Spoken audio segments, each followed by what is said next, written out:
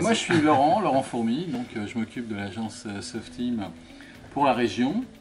En fait je suis un développeur, je suis un manager et j'ai vécu 30 ans d'évolution de l'informatique avec les technologies, les méthodologies, et l'agilité est arrivée avec ses valeurs, ses objectifs, ses méthodes, cet aspect amélioration qui m'a vraiment motivé, et donc voilà comment je suis arrivé à l'agilité.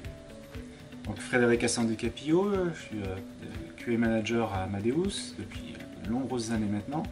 Un peu comme Laurent, j'ai vécu l'évolution de l'informatique tout au long de ces années, et l'apparition de l'agilité il y a une vingtaine d'années maintenant, qui était très balbutiante au début, et qui maintenant s'est imposée un petit peu partout dans les différentes compagnies qui sont sur Sofia. Et donc l'idée c'était de suivre et d'accompagner cette transformation dans les entreprises par rapport à la Telecom Valley.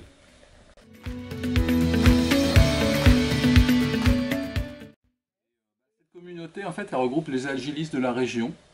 L'idée de l'agilité, c'est de partager, donc partager des retours d'expérience, des compétences, des succès et des échecs, et surtout convier les gens qui ne connaissent pas l'agilité. C'est ça notre mission, c'est d'amener à l'agilité, d'informer sur l'agilité, je dirais le réseau Telecom Valley. Moi j'ai rejoint la communauté il y a 3 ans, donc je suis assez récent dans cette communauté, et l'idée c'était aussi d'apporter de l'aide pour tout ce qui est organisation par rapport à cette communauté, qui est une communauté, la communauté agile c'est vraiment une communauté de partage, hein, c'est dans le concept de l'agilité, donc c'est vraiment quelque chose qui correspond tout à fait aux communautés, et c'était vraiment très intéressant de participer à tous les événements qui ont lieu dans cette communauté.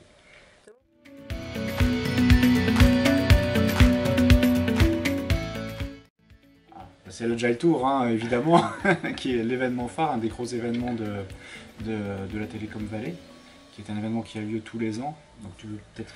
C'est un événement qu'on a lancé en 2011, donc comme ça, ça s'est fait, ça s'est lancé. Telecom Valley a été impliqué tout de suite dans l'animation de cet événement, qui est un événement que je qualifierais de festif et culturel, c'est-à-dire qu'on est là pour se faire plaisir, partager des retours d'expérience, des compétences, et se retrouver de manière très conviviale, partager autour de, voilà, un peu à manger, un peu à boire, discuter, faire des ateliers, des open space. Et c'est vraiment un événement qui a bien plu dès le départ, et c'est un événement où l'équipe d'organisation va au-delà de Telecom Valley. En fait, c'est aussi ça qui est important pour nous, c'est que ce n'est pas que Telecom Valley, c'est un ensemble d'équipiers qui vont concourir à la mise en œuvre de cet événement. On a à peu près 300 personnes qui viennent nous voir tous les ans, donc c'est vraiment sympa. On est bien accueillis, on en fait ça maintenant au mois de septembre, donc on est encore au soleil, et c'est vraiment un plaisir. Du coup, on a eu beaucoup de chance cette année parce qu'on est passé entre 2 confinements, donc on a pu faire l'événement en présentiel, donc ce qui était quand même une bonne chose. Les gens attendaient un peu cette reprise de contact, notamment après les périodes difficiles que l'on a eues.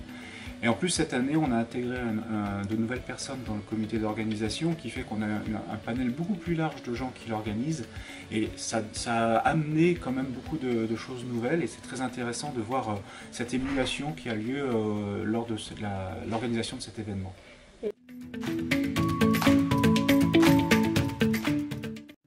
Bénévole, on nous a menti. On nous a menti. Pourquoi on est bénévole? En fait, on sait pas. Moi, je me suis pas posé la question d'être bénévole ou pas bénévole. Je me suis juste dit, ça m'intéresse, j'y vais. C'est aussi simple que ça. Et toi? Moi, c'est pour le contact, les échanges. C'est vraiment très enrichissant, et c'est comme ça que l'on peut évoluer et qu'on peut acquérir des connaissances, qu'on peut échanger, et qu'on peut progresser beaucoup plus vite. Si chacun travaille dans son coin, on n'arrive pas à évoluer aussi vite que ce qu'on peut le faire dans la réalité. Et donc aider les gens à avoir cet échange et participer à ce genre d'événements, c'est très enrichissant tant pour les autres que pour soi-même, donc c'est très important.